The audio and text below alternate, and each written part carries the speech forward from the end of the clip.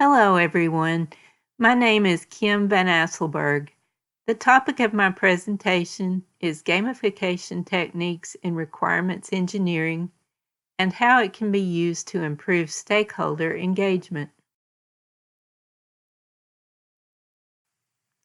By now, we all know the importance of requirements engineering in the software development process.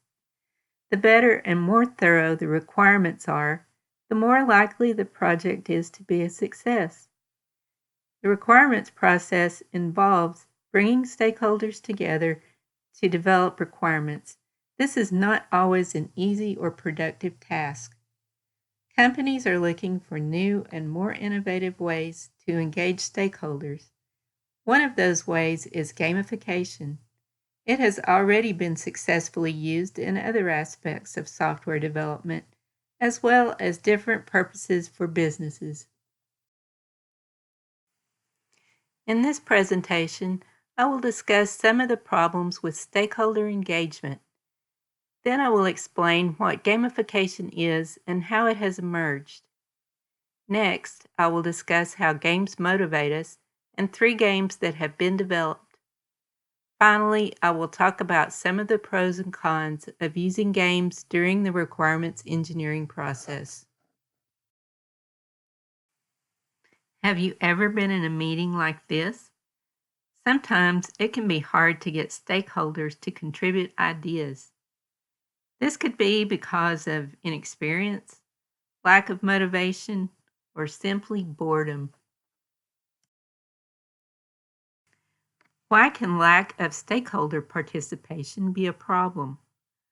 One of the reasons is that studies have shown that 55% of software system failures occur because of problems in requirements elicitation.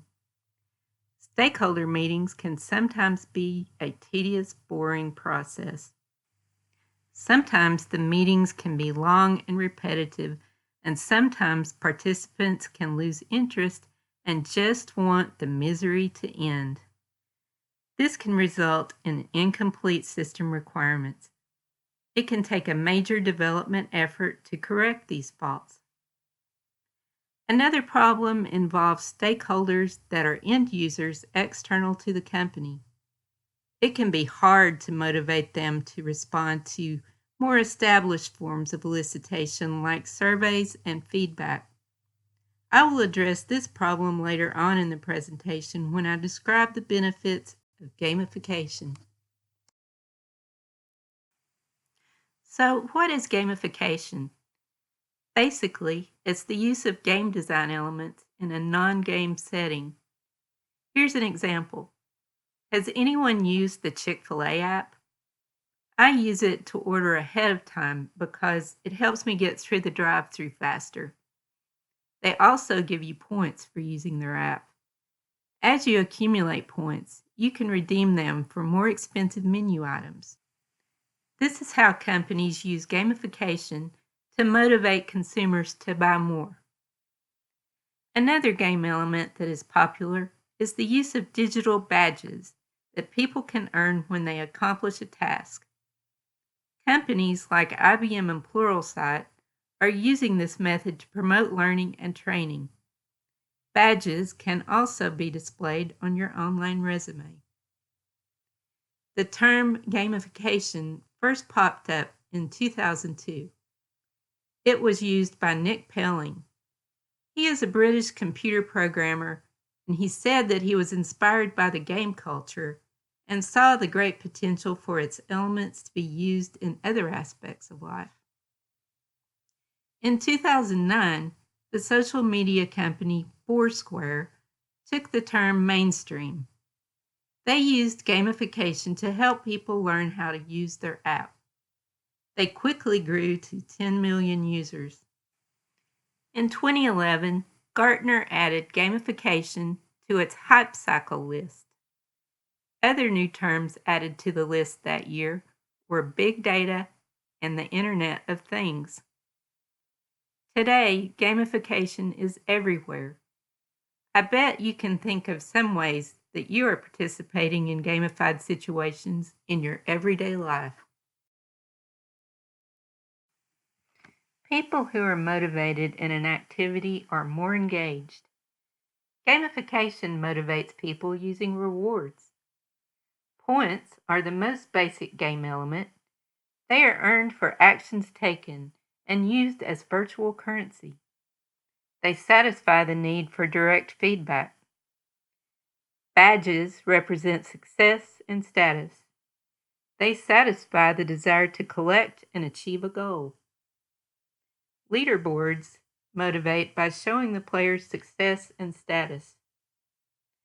Challenges, quests, and missions trigger the urge of goal achievement. Limited resources represent pressure and motivate players to take action.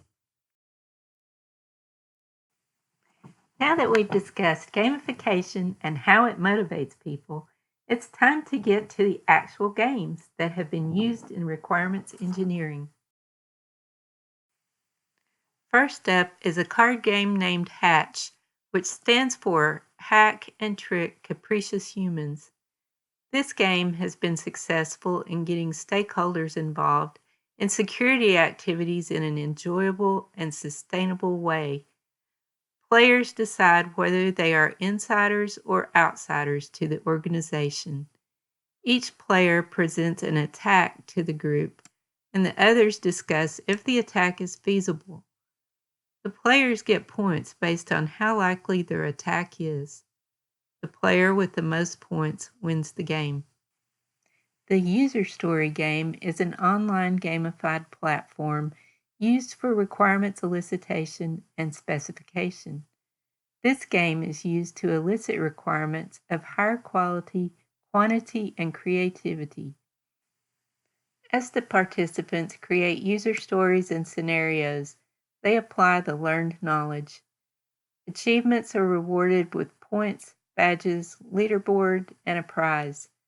A controlled experiment compared user story and a non-gamified version and found requirements engineering performance was significantly higher with user story.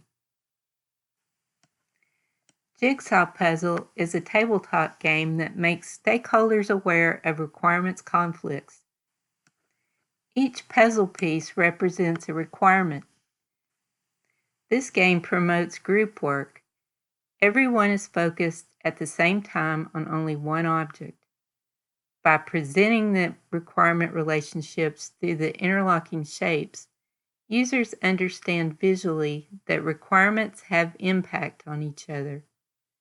The use of this game promotes a relaxed environment and team cooperation and creativity. It increases communication and handling of conflicts in requirements. It also improves commitment of stakeholders in co-authoring of requirements and co-responsibility in resolution of conflict. There are many benefits to using gamification in requirements engineering. Increased stakeholder engagement can be motivated by a desire to gain more points or a higher status. Higher quality and more innovative requirements can be achieved because competition contributes greatly to creativity. Communication may be improved from using gaming techniques that lead to a more relaxed environment. Better prioritization of agile backlog stories have been proven using a game called Refine. Stakeholders that are external end users may be more easily motivated with games using points, badges, and leaderboards. There are a few drawbacks to using gamification in requirements engineering processes. First, there is reduction of honesty. That is just a nice way of saying people cheat. They may be more motivated in earning points and being at the top of the leaderboard than providing well thought out ideas.